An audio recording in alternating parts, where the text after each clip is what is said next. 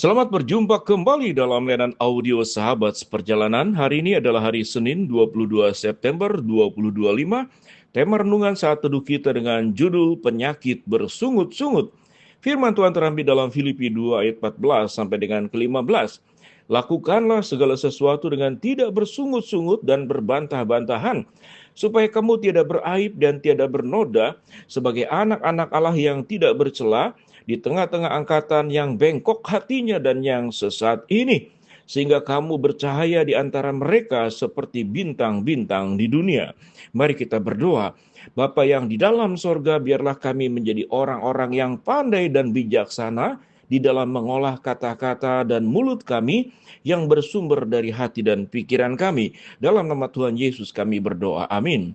Shalom sahabat seperjalanan yang dikasihi Tuhan. Kalau kemudian mulut itu berdiri sendiri, tanpa ada pikiran, tanpa ada hati, tanpa ada perasaan, maka tentu mulut tidak akan bisa berbicara. Karena mulut tidak berdiri sendiri, sumber dari apa yang kita katakan, apa yang kita bicarakan, kata-kata yang kita keluarkan, itu bersumber dari hati dan pikiran. Sehingga memang jikalau seseorang ingin diubahkan oleh Allah, maka yang diubah bukan mulutnya dulu, tetapi pikiran dan hatinya. Jikalau pikirannya sudah dibersihkan oleh Allah, hatinya sudah dibersihkan oleh Allah, pikirannya sudah dimurnikan oleh Allah, dan hatinya sudah dimurnikan oleh Allah, maka kata-kata yang keluar pun akan menjadi kata-kata yang baik. Sahabat seperjalanan, kita tahu dengan jelas ada banyak persoalan di dalam hidup manusia ini adalah seperti mulut. Firman Tuhan di dalam perjanjian baru dan juga di dalam kitab Amsal mencatat mulut itu begitu sangat luar biasa. Dia seperti api yang kecil namun kemudian bisa menjadi bakar. Mulut pun bisa seperti pisau yang menusuk dan menyakitkan. Dan mulut pun bisa menjadi sumber penipuan, pengkhianatan, merubuhkan hidup orang, menghancurkan hidup orang, menyakiti orang. Firman Tuhan berkata dari sahabat seperjalanan renungan yang kita pelajari sebelumnya tentang mengerjakan keselamatan. Keselamatan itu juga tidak hanya berbicara tentang keselamatan yang kita terima dari Kristus, bagaimana mulut kita itu juga membawa keselamatan dan jangan membawa bencana. Ada banyak bencana itu keluar dari mulut. Dan kita tahu dengan sebuah pepatah, mulutmu adalah harimaumu. Dan kalau harimau itu memakan dan memangsa yang lain, tapi mulut kita lah yang akan bisa memangsa orang lain dan juga memangsa diri sendiri. Karena mulut dengan cara merendahkan orang lain, ada kemudian orang yang tersakiti sampai kemudian melakukan tindakan yang tidak seharusnya dilakukan, yaitu membunuh. Mengapa mulut itu menjadi sumber, menjadi sarana dan corong, yaitu dari hati dan pikiran. Sehingga firman Tuhan berkata kalau kita melihat pada ayat yang ke-14, mulut itu dibandingkan dengan apa? Dengan bintang-bintang yang bercahaya di dunia. Sehingga kalau mulut kita kotor, maka tidak ada cahaya dalam hidup kita. Mulut kita itu menyakitkan orang lain, maka itu akan menyuramkan tidak hanya hidup orang lain, tetapi hidup diri kita sendiri. Ayat 13 berkata, karena Allah lah yang mengerjakan di dalam kamu baik kemauan maupun pekerjaan menurut kerelaannya. Ada dua kata di sini, yaitu kemauan maupun pekerjaan menurut kerelaannya. Kita melihat kata kerelaan di sini. Seseorang yang tidak pernah rela menerima fakta hidup, menerima kenyataan, menerima tugas, semua dikerjakan dengan terpaksa. Maka yang terjadi adalah bersungut-sungut.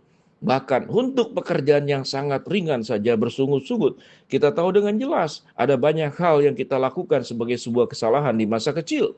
Suatu orang tua membangunkan kita, ayo bangun karena kamu mau sekolah jam 7 pagi. Maka anak itu bersungut-sungut. Waktu mau disediakan makanan, orang tua berorientasi makanan itu sehat. Tatkala makanan sehat terkadang memang kurang enak. Kemudian bersungut-sungut. Mengapa? Karena kita tidak pernah rela menerima sesuatu yang seharusnya itu kita bisa terima dan kita katakanlah lakukan. Tetapi karena tidak sesuai dengan pikiran kita, tidak sesuai dengan perasaan kita. Sementara hidup kita sesuai dengan firman Allah seperti yang dijelaskan sebelumnya. Pikiran dan perasaan kita itu harus sesuai dengan kehendaknya, bukan sesuai dengan kehendak kita. Kerelaan daripada Kristus itulah yang membuatkan Kristus tatkala menjalankan keselamatan, memberikan keselamatan kepada kita, meninggalkan surga, mau mati di atas kayu salib, kemudian dihina, dicambuk, Tidak pernah ada sungut-sungut keluar dari mulut Yesus. Mengapa? Karena dia rela melakukan semuanya itu. Mengapa Yesus rela? Karena dia sedang menjalankan kehendak Bapa. Kenapa menjalankan kehendak Bapa? Karena tujuan hidupnya tidak tentang dirinya sendiri. Tetapi bagaimana menjadi berkat, menyelamatkan, mengasihi orang lain. Suatu kita bisa berbuat seperti Kristus dengan kerelaan, dengan kebijaksanaan, dengan sikap yang dewasa. Kita tidak akan keluar kata-kata yang menyakiti orang lain. Sehingga sungut-sungut adalah penyakit. Penyakit yang akan menginfeksi kehidupanmu dan menginfeksi orang lain. Apa yang membuat seseorang itu terjadi infeksi? Ya karena penyakit, karena ada virus. Dan infeksi itu menimbulkan demam, panas. Dan panas itu di dalam kondisi demam yang tinggi, itu bisa membawa kepada kematian. Itu dialami sendiri oleh adik saya laki-laki yang masih waktu kecil. Dia panas, demam, dan tidak kemudian terselamatkan. Akhirnya meninggal. Dalam kondisi masih sangat bayi, dia meninggal. Mengapa? Karena ada virus, menimbulkan demam.